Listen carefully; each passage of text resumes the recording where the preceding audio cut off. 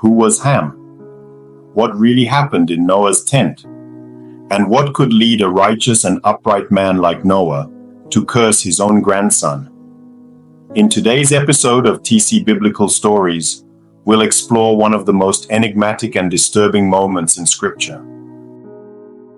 The story and curse of Ham are not just a tale of family dishonor, but also a reflection on the devastating consequences that alcohol can have, even on the most righteous.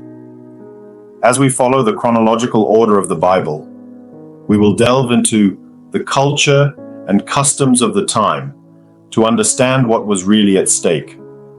Was Ham's sin merely an act of disrespect, or is there something darker and more hidden behind this story? And how did Noah's state of drunkenness influence the events that unfolded in that tent? Before we understand what really happened in Noah's tent, it's important to quickly recap the events that led up to this moment.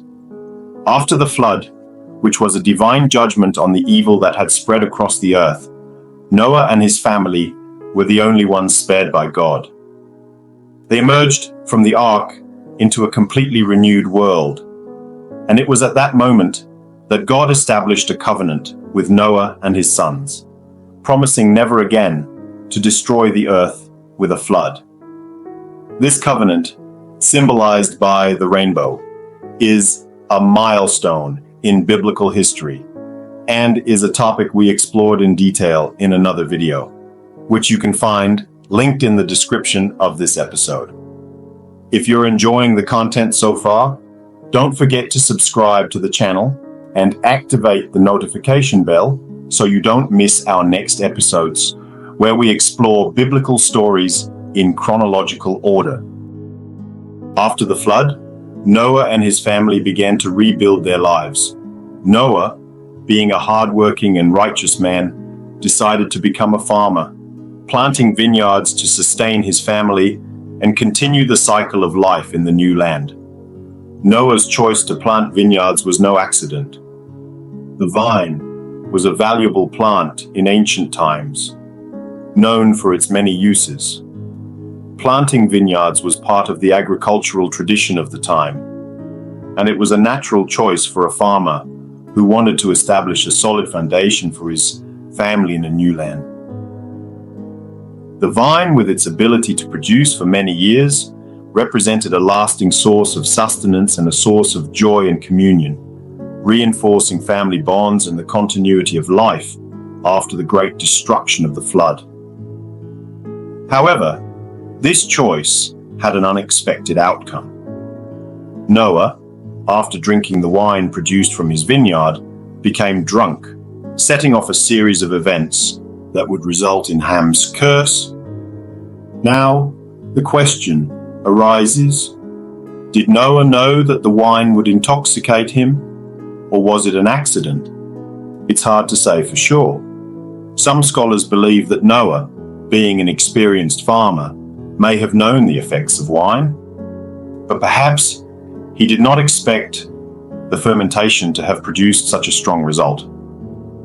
Others suggest that the incident was an accident, a case where Noah, tired and unprepared, ended up drinking more than he intended. Whatever the truth may be, the fact is that Noah found himself in a state of extreme vulnerability. While Noah slept in his tent, naked and unconscious, his son Ham entered the tent and saw his father's nakedness. The Bible tells us in Genesis 9:20-25 that Ham saw Noah's nakedness and then told his brothers, Shem and Japheth, what he had witnessed. But the nature of Ham's sin is something that scholars still debate today. When Shem and Japheth heard what had happened, they took a cloak and, walking backward to avoid seeing their father's nakedness, covered Noah with respect and reverence. Upon waking, Noah learned what had happened and, in an act of deep seriousness, cursed Canaan, Ham's son, declaring that he would be a servant of servants to his brothers. But why did Noah pronounce such a severe curse?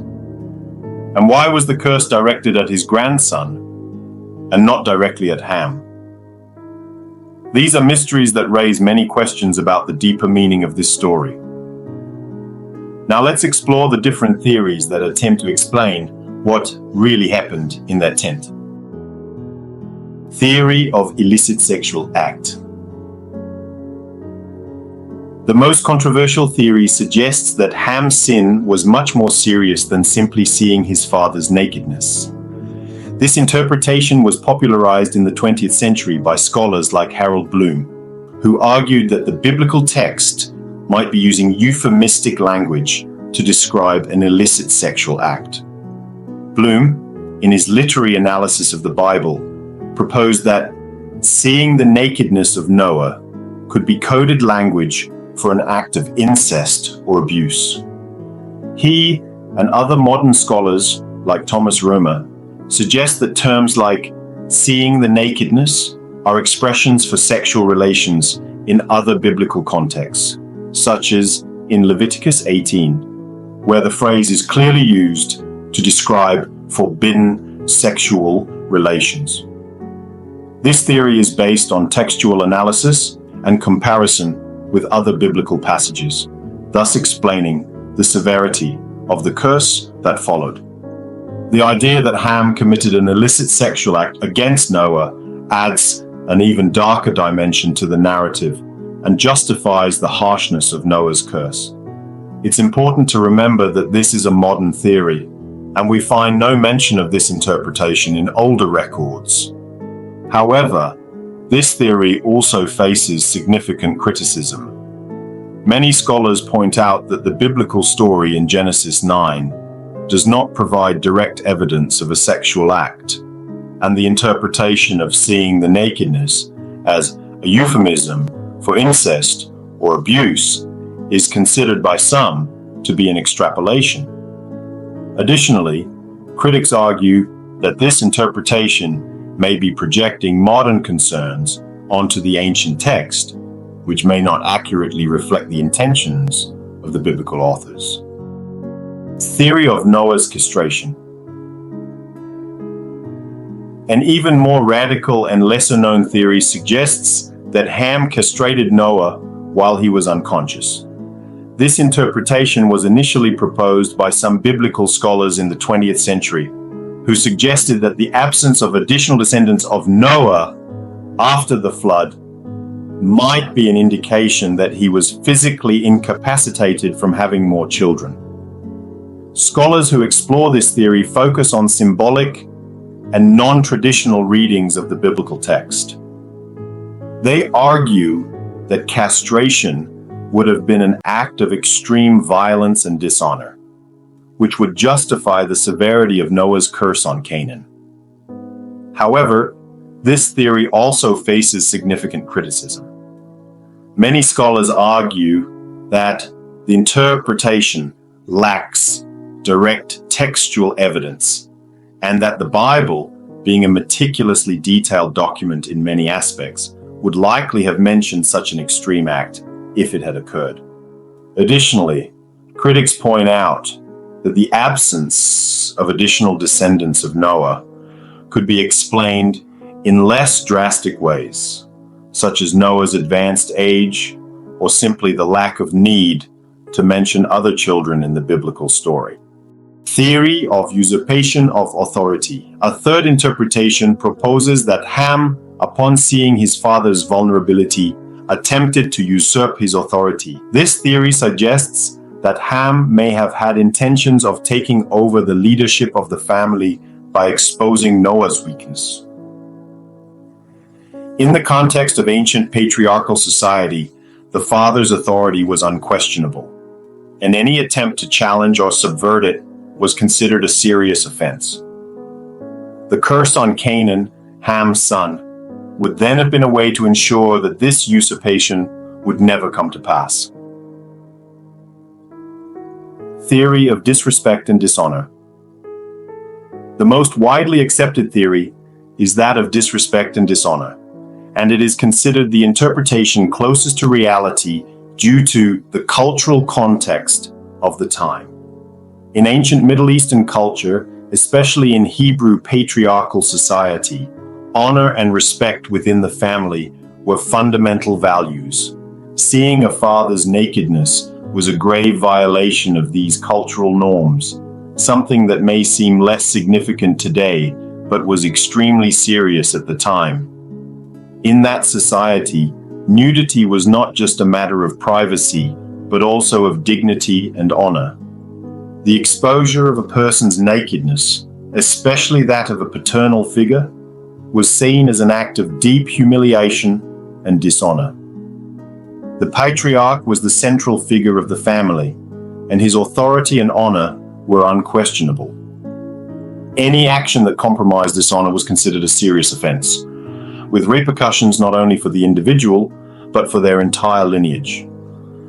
According to this theory, Ham's sin was that he saw his father's nakedness, an act that was extremely shameful in that cultural context. And instead of protecting Noah's honor, he went out and told his brothers, Shem and Japheth, exposing his father's shame. This was interpreted as an act of public disrespect and dishonor. Instead of acting with the reverence and respect that the situation demanded, Ham chose to expose his father's weakness, violating a fundamental norm of filial respect. Shem and Japheth, on the other hand, demonstrated the expected behavior in that culture. They took a cloak and, walking backward to avoid seeing their father's nakedness, covered Noah with respect and dignity. This contrast between Ham's actions and those of his brothers is central to the interpretation of this theory. But there's still one question left. Why was the curse on Ham's descendants? Noah's curse was not directly on Ham, but on his son Canaan and his descendants. This reflects the cultural view of the time, where the actions of parents often affected their future generations. In ancient mentality, especially in the biblical context, it was believed that the consequences of sin could affect an entire lineage. By cursing Canaan, Noah was not only responding to Ham's offense, but also establishing a judgment that would impact future generations. This curse reinforced the gravity of Ham's disrespect, transmitting the consequences of his actions to his descendants and perpetuating the dishonor across generations. This biblical account also serves as a warning about the dangers of drunkenness.